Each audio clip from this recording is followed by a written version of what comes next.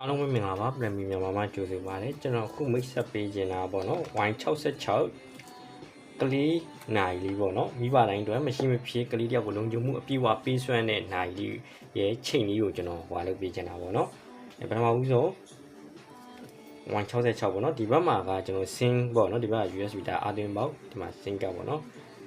အဲ့နေရာမှာကျွန်တော်စကားပြောချင်တာဒီကောင်ကထည့်မှန်ဖို့လိုတယ်စင်ကတ်ကပေါ့နော်စင်ကတ်ကိုဒီလိုအန်လေးကွင်ကြတယ်ထည့်ပြီးပါအောင်နော်အန်လေးကွင်ကြတယ်ထည့်ပြီးတဲ့အခါကျရင်ဒီလိုလေးပေါ့နော်ဒီလိုလေးပြန်ထည့်ပြီးဒီမှာ तू ကဒီပုံစံလေးနော်ဒီပုံစံလေးဆိုရင်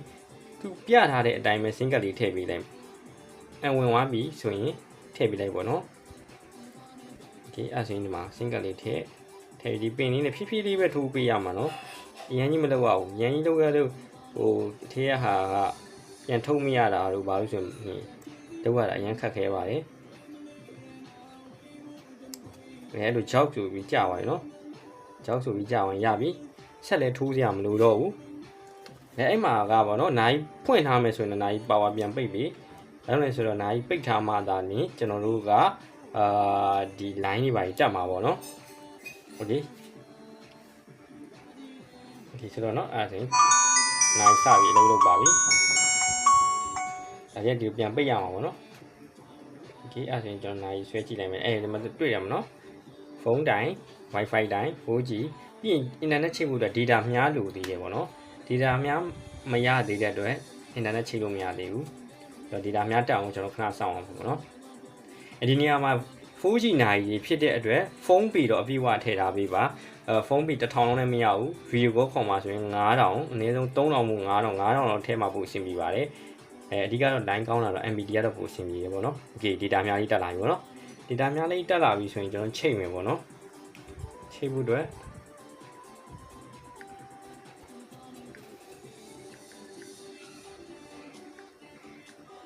Play Store က C-Tracker 2ဆိုတဲ့ application တောင်းပေါ့နော်C-Tracker 2ဆိုတဲ့ application တောင်းဒီထဲဝင်မယ်ပေါ့နော်register မလုပ်ရသေးဘူးဆိုရင် register မလုပ်ရသေးဘူးဆိုရင်တော့ဟို register လုပ်ပေါ့နော်ကျွန်တော်တို့ register လုပ်ပြီးပါပြီပေါ့နော် register လုပ်ထားတယ်ဖြစ်တဲ့အတွက်ဒီမှာပေါ့နော်စမေးရပေါ့နော်ပဲဟိုဟာလုပ်မလားဆိုပြီးကျွန်တော်မေးတယ်ကျွန်တော်ကကြတော့ဟို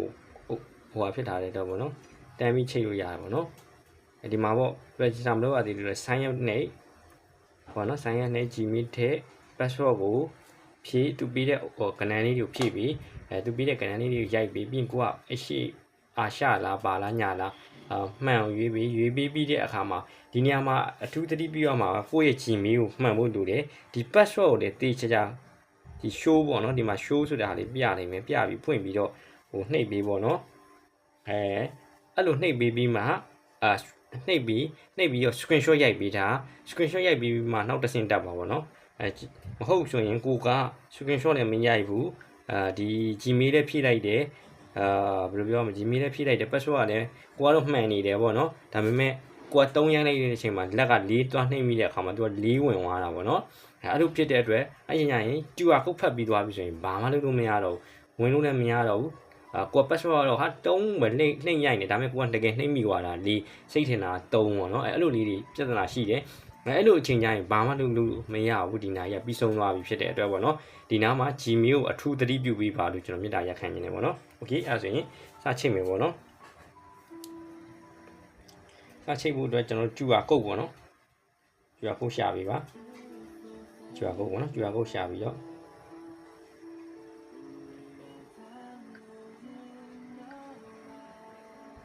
QR code တွေကိုဖတ်ပေါ့နော်ဟိုခုနကျွန်တော်ပြောတဲ့အဆင့်ကြော်ဝိုင်းဒီကိုရောက်လာပြီနော်ရောက်ပြီနော်ဒီမှာကလေးနာမည်ထည့်ပဲဥပမာဆိုတော့ဒါကျွန်တော်ဘယ်ဒီဒါအဖေလားအမေလားပါလားဘယ်သူကင်ပါလဲပေါ့နော်ဟိုဆိုတော့အမေဆိုရင်အမေโอเคအဲ့ဆိုရင်ဒီအဆင့်တွေအကုန်ပြီးသွားရင်ဆိုโอเคနှိပ်ပေးလိုက်အကောင့်ချိန်သွားပြီပေါ့နော်ဒီမှာအဲ့ဆိုရင်ဒီမှာပေါ်လာပြီပေါ့နော်ပပင်သားရောက်နေတယ်ဘယ်လိုပါဖြစ်နေလဲဆိုတာပေါ့နော်ဒီမှာတော့အား80ပြတယ် location တွေပါရောမပြသေးဘူးเนาะ location အလုံးလုံးနေတယ် right offline ဖြစ်နေမှာ data များပြောက်သွားပြီပေါ့နော် data များပြောက်နေ line ကျနေတာဖြစ်တဲ့အတွက် ဒီမှာကဟိုမပြနိုင်ဘူးเนาะမပြနိုင်ဘူးအဓိကတော့ကိုချိတ်နေတဲ့အချိန်မှာဒီတာများပဲကျွန်တော်အထင်တော့ပြောရမယ်ကျွန်တော်ဒီထဲမှာဟိုပတ်စံနဲ့ကုန်နေပြီထင်တယ်ရှိတယ်ပေါ့เนาะ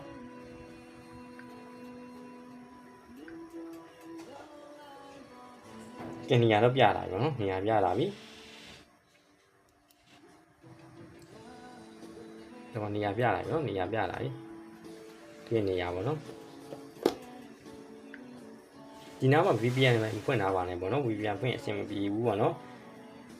ဒီကောင် R ကြီးပါရဲ့ခုန80ပေါ့နော်ဒါခုနမော်မီတကယ် R တော့64ပေါ့နော်စအလုပ်ပြီးဒီမှာ connect ထည့်ရတာပေါ့နော်ဒါ connect ထည့်မယ်ဖုန်းမိဘအဖေမိကိုအပေါ်မှာနေမယ်ဒီမှာအမဖုန်းနံပါတ်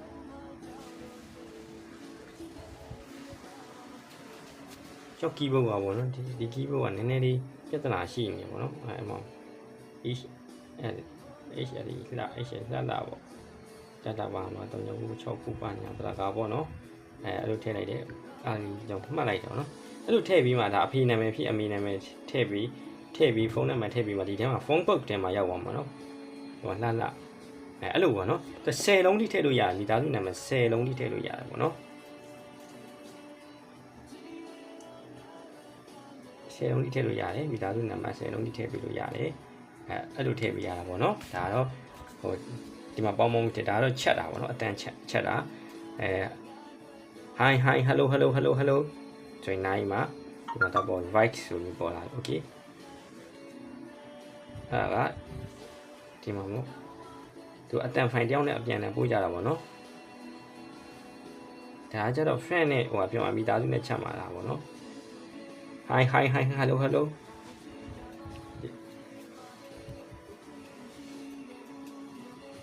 ကျွန်တော်ပေါ်လာနော် hi hello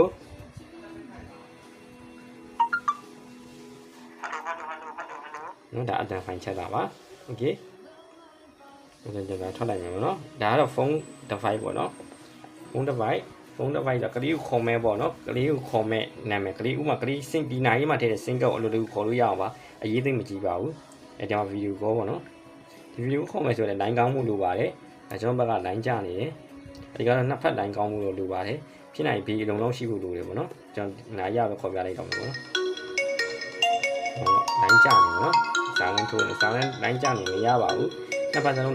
line ကောင်းမှရအောင်ပေါ့တိုင်တော့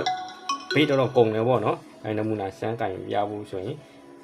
ကျွန်တော်က B ကအလုံးလုံးမရှိဘူးဒီလိုကင်ဖို့ဆိုရင် B အလုံးလုံးရှိရမှာပေါ့နော်B ရလဲတော်ပုံပါလေ view ကောတော့နော် line နဲ့ကောင်းမှုလိုပါတယ်အဲ့တော့ဟိုလုပ်ပေးပါဦးနော်မိဆောင်းကာဒီယန်ဆိုတာဒီကလေးကဥ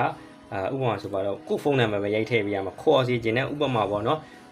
မိခင်ဖုန်းနံပါတ်က399ဘလောက်ပေါ့နော်ဟိုမှာဒီနိုင်တဲ့ဖုန်းနံပါတ်ရိုက်ထည့်ရမှာပေါ့နော်ကိုခေါ်စီခြင်းနဲ့ဖုန်းကိုကင်တဲ့ဖုန်းရိုက်ထည့်ပေးရမှာပါဥပမာကျွန်တော်က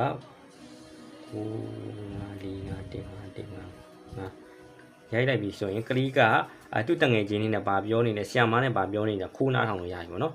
ကျွန်တော်ဖုန်းနဲ့ဝင်လာပြီဒီဘက်မှာကျွန်တော်ဖုန်းနဲ့ဝင်လာမှာပေါ့နော်စောင်းကာရီယန်ကိုကျွန်တော်ခေါ်လိုက်ပြီဟို5 4 5 1 5 1 5ဟိုဒီချိန်မှာ line ကောင်းဖို့လိုတယ်ခဏတော့စောင့်နေရတယ်ပေါ့နော်အဲဒီမှာဖုန်းဝင်လာပြီပေါ့နော်ဒီမှာဖုန်းဝင်လာပါပြီโอเคနော်ဒါအဲ့ဒါခေါ်တာဒါကျွန်တော်တို့ခေါ်စီခြင်းနဲ့ဖုန်းနံပါတ်ကိုထည့်ပေးရတာပေါ့နော်ဒါတက်ပုံရိုက်တာတော့ကျွန်တော်ဖုန်းချလိုက်တော့မယ်ဒါတက်ပုံရိုက်တာပေါ့နော်ဒီနေရာမှာလည်းချွင်းချက်က line ကောင်းဖို့တော့လိုတယ် line ကောင်းမှလည်းအဆင်ပြေမှာပေါ့နော်line မကောင်းရင်မရဘူးပေါ့နော်ပြီးပြီးရှိဖို့လိုတယ်ဒီမှာခုလုံနေဆန့်ဖြစ်သွားမယ် okay ဆန့် okay ဖြစ်သွားမှဓာတ်ပုံရိုက်တာပါဒီ saving ဆိုရင်မရဘူးပေါ့နော် saving ဆိုရင်ဓာတ်ပုံမရဘူးလဲနေမယ် loading အခုဓာတ်ပုံရိုက်နေပြီပေါ့နော်ဒီကင်မရာကဒီမှာကင်မရာတက်တယ်ဆိုဒီတရားကိုကျွန်တော်ရိုက်ပါနော်အဲ့ဒီမှာဘေးလုံးလောက်ရှိရမယ်line မှာလည်းဘေးလုံးလောက်ရှိရမယ် line နဲ့ကောင်းလို့လို့လေအခုကတော့ကျွန်တော်ဘက်က line မကောင်းဖြစ်နေပါတော့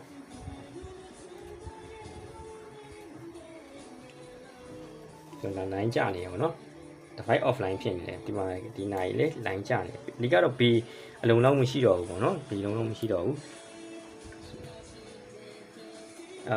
ဒီမှာကျတော့ကိုယ့်ရဲ့နိုင်ချင်းပေါ့နော်ဟိုဘယ်လိုပြောမလဲဟိုအခြားကိုတငယ်ချင်းတွေမခေါ်သေးခြင်းတဲ့ဟာတွေဆိုတော့ဘန်းတာပေါ့နော် ဒီမှာ time zone ပေါ့နော်ကိုကနိုင်ရဥမာဆိုတော့ကလေးကဒီမှာ14နာရီဟိုဖြစ်တဲ့ဟာဆိုကျွန်တော်တို့က EGMT 630ကိုတွားမှာပေါ့နော် EGMT ကျွန်တော်အရှိပေါ့နော်630 EGMT 630ပေါ့နော်အဲ့ဒါမှနေကျွန်တော်အချိန်မှန်သွားမှာပေါ့နော်14နာရီ10မိနစ်မှန်နော်ဒီမှာနိုင်မှာ14နာရီ10မိနစ်ပေါ့နော်အဲ့လိုမှလည်းအဆင်ပြေတာပေါ့နော်ဒါတော့ language ပေါ့နော်ဒါ language ကိုဒါ language ကိုလိုချင်ပါစကားကိုကြိုက်တာထားလို့ရပါတော့ဒါ family member ပေါ့နော်ဒါအလန်းဆန်တာပေါ့နော်ကိုကဒါလေး on ထားမယ်ဆိုရင် SOI ရဲ့ပေါ့ဘာညာတရကာလေးဟိုဖြစ်မှာပေါ့နော်ဒါ view SN နဲ့ပေါ့နော်ကိုဘယ်လိုတွေဟိုကလုတ်ထားတယ်ပေါ့ဒါကတော့ကျတော့ reject ပေါ့နော်ကိုခေါ်စီခြင်းတဲ့ဖုန်းတွေကလေးဖုန်းပေါ့နော်ဟိုကတချို့မိဘတွေကကျတော့ဗျာ SIM card အသစ်တွေထည့်လိုက်တော့ကိစ္စမရှိတချို့မိဘကျတော့ရှိတဲ့ SIM card ကိုထည့်လိုက်တဲ့အခါမှာတချို့ကဟိုကလေးကင်ထားမှမသိဘူးခေါ်တယ်ပေါ့နော်အဲ့လိုမခေါ်စီခြင်းပိတ်ထားလို့ရဘာလို့ဒီမှာပိတ်ထားပြီးပါပေါ့နော်ဒါကြတော့ဟိုဒီထဲမှာ one time ပေါ့နော်ဥပမာဆိုတော့ဒီမှာကလေးကကနေရှောင်းနှိမ့်မယ်သူတငယ်ချင်းတွေရှောင်းနှိမ့်မယ် emergency call center တွေရှောင်းနှိမ့်မယ်မိဘတွေခဏခဏပြောကြတယ်ပေါ့နော်အဲ့လိုမှဖြစ်စီခြင်းဆိုရင်ဒါဟုတ်သွားဒီလိုပိတ်လိုက်ဆိုရင်ကိုကလွင်ရင်ခုနဖုန်း call နဲ့မထင်ပိတ်သွားပြီခေါ်လို့မရဘူးဘာမှလုပ်လို့မရတော့ဘူးသူခေါ်မယ်ဆိုရင်ဖုန်းပုတ်တွေက10လုံးကလွင်သူဘာမှလုပ်လို့မရတော့ဘူးเนาะအဲ့ဒါညဖုန်းပေးသေးခြင်းလို့ဆိုရင်ဒါလေးနှိပ်စီလေးလုပ်လိုက် okay သူကလည်းပွင့်သွားနိုင်မှာပေါ့เนาะပွင့်သွားပြီပေါ့เนาะပြီးတော့ဒါ SON နာမှာပေါ့เนาะ SON နာမှာနာယူကိုတစုံတယောက်ကတခုခုပေါ့ကလေးကိုတစုံကလေးကိုပေါ့เนาะတယောက်ကတစုံတယောက်ကတခုခုလုပ်မယ်ဆိုရင်နာယူပါပါပိတ်တယ်ပေါ့ပိတ်တဲ့အခါမှာပိတ်လို့မရဘူးကိုကဥပမာကိုဖုန်းနံပါတ်တွေပဲထည့်ပေးထားမယ်3လုံးပေါ့เนาะအဖေနံပါတ်အဖေဖုန်းနံပါတ်အမေဖုန်းနံပါတ်အတော်ဆိုအတော်အဖွားဆိုဖွာအဲ့3လုံးထည့်ပြီးတော့စီးလုပ်ထားမယ်ဆိုရင်နာယူဒီပေါင်ပေါပိတ်လို့မရအဲ့3လုံးသူကလှက်ပတ်ပြီးခေါ်နေမှာပေါ့เนาะဒါ SON နာမှာပါမိဘဖုန်းတွေပဲထည့်ပြရမှာเนาะဒီနာရီတွေကထည့်ထားတဲ့ကလေးဖုန်းနံပါတ်ထည့်ပြရမှာမဟုတ်ဘူးเนาะ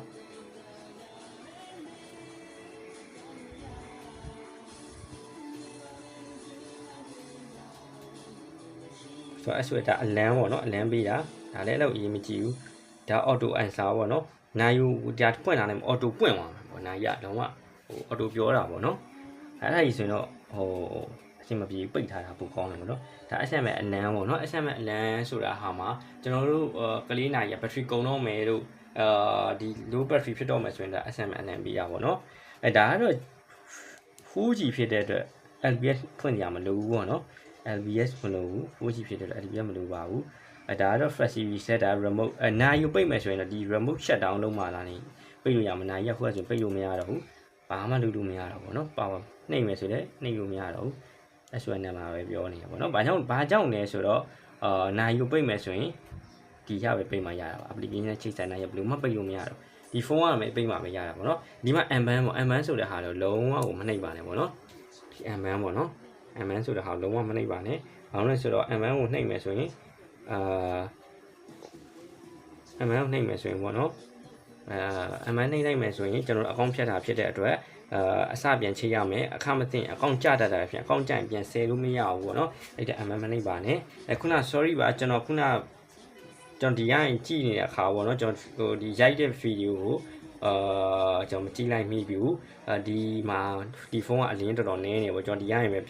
ပြောပြနေတော့အခုအလင်းတင်နိုင်မှာပဲတဲတဲကိုမြင်ရတဲ့အတွက်ဟိုဖြစ်ပါတယ်ပေါ့เนาะတောင်းပန်ပါလေဒီမှာဆိုရင်တော့ဒါစောင်းကာဒီယံပေါ့เนาะအခုစောင်းကာဒီယံကိုစီစုံပေါ့เนาะဒါတော့ကိုထားခြင်းနဲ့စီစုံပေါ့เนาะဒီမှာစီစုံထားခြင်းဒီမှာအမှတ်ပြီးကိုလိုချင်တဲ့ဥမာနာမည်ရိုက်ဥမာဆိုဟိုင်းကျွန်တော်ဟိုင်းအလွယ်တကူရိုက်လိုက်တာပေါ့เนาะကိုကဘယ်တော့ဟိုထားမှာလဲပေါ့เนาะတိုးမှာလားရှင်းမှာ position ပြီးတိုးမှာလားချက်မှာလားပေါ့เนาะဘယ်နာရွေးမှာလဲအဲ့လိုပေါ့เนาะ okay ကျွန်တော်ဒီနားထားလိုက်တယ်ထားလိုက်ပြီဆိုတော့ကျွန်တော်ဒီနားကြော်လာပြီဆိုရင်ပေါ့เนาะကျွန်တော်ဟိုကလေးကိုသတိလမ်းပေးပြီပေါ့เนาะဒါစီဆုံးမှာဒါကလေးတွားခဲ့တဲ့နေရာတွေပေါ့เนาะအညာတရကာတွေလိုက်ကြည့်တာ history ပေါ့เนาะသူ history လိုက်တာပေါ့เนาะဘယ်ဘယ်တွားခဲ့လဲဆိုတဲ့ဟာပေါ့เนาะဒါလက်ရှိကလေးရောက်နေတဲ့နေရာပေါ့เนาะဒါတော့ကလေးရောက်နေတဲ့နေရာပါဒီမှာဖုန်းပေါ့เนาะဖုန်းရှိတဲ့နေရာကလေးရောက်နေတဲ့နေရာပေါ့เนาะလုံးဝမှန်ပါလေ GPS တွေပါရဲ့အစပေါ့เนาะဒီမှာSOS ကျွန်တော်လုပ်ထားတဲ့အတွက် SOS တစ်ခုပွင့်လာတယ်ပေါ့เนาะဒါကတော့ဟ Y66 ရဲ့ချိန်ကြီးလေးပါဒီနိုင်လေးကိုမှာယူမှာပလန်မြော် page မှာလည်းမှာယူ Viber ဖုန်းနံပါတ်3996တင်9မှာယူရပါတယ်နိုင်အကုန်လုံးက C tracker 2နဲ့ချိန်ရတာဖြစ်တဲ့အတွက်ပေါ့နော်အရန်ကြီးကျွန်တော်အရှိကြီးတော့ကျွန်တော်မလုပ်ပြီးတော့ဘူးဘာလို့လဲဆိုတော့ Y36 Y31 S98 Y66 M6V Q88 ဟာတော်တော်များများပေါ့နော်ဒီ smartwatch ကလေး smartwatch တွေကဒီ C tracker 2နဲ့ပဲချိန်နေရတာဖြစ်တဲ့အတွက်LBS နိုင်ဖြစ်လေဒါပဲ GPS ဗီဒီယိုရတယ်ဒါပဲဖြစ်နေတဲ့အတွက်ဒါလေးတော့ကျွန်တော်အတွန်းချုပ်လေးတင်တာအထူးချုပ်တော့ကျွန်တော်15မိနစ်လောက်ရှိရပါတော့ပြီးတော့ကျွန်တော်တင်ရတဲ့အခါမှာခက်ခဲလေးရှိတယ်အဲ့ဒါတောင်းပါခင်ဗျအားပေးတဲ့တယောက်ချင်းစီကိုကျေးဇူးအများကြီးတင်ပါတယ်ကျွန်တော်တို့Viber ဖုန်းနံပါတ်က3996တင်9ရဲ့ဒီဖုန်းနံပါတ်ဆက်သွယ်လို့ရတယ် KP Way ကတော့ဒီဖုန်းနံပါတ်တစ်လုံးနဲ့ပဲလက်ခံပါတယ်ငွေလွှဲခံနေကြရင်ဒီဖုန်းနံပါတ်ဟုတ်မဟုတ်တခြားစစ်ပေးပါအားပေးတဲ့တယောက်ချင်းကိုကျေးဇူးအများကြီးတင်ပါတယ်